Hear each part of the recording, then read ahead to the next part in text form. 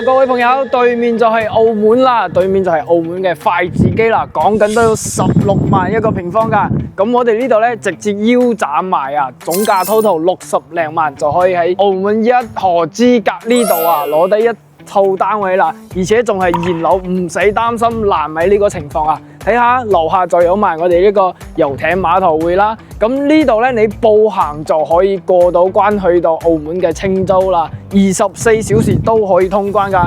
咁而家跟住鏡頭一齊上去睇樓。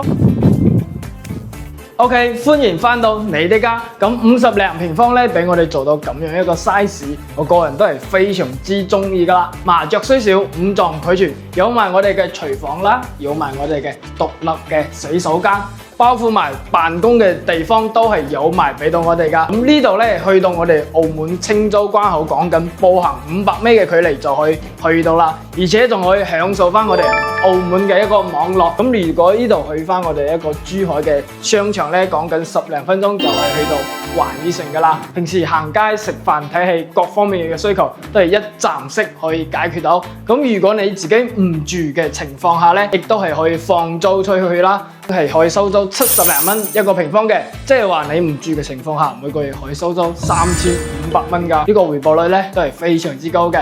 咁如果你平時想行翻我哋拱北關口以及青茂關口，講緊10零分鐘嘅時間就可以去到噶。咁對呢度感興趣嘅朋友，評論區3個6將啲詳細資料 send 俾你睇睇啦。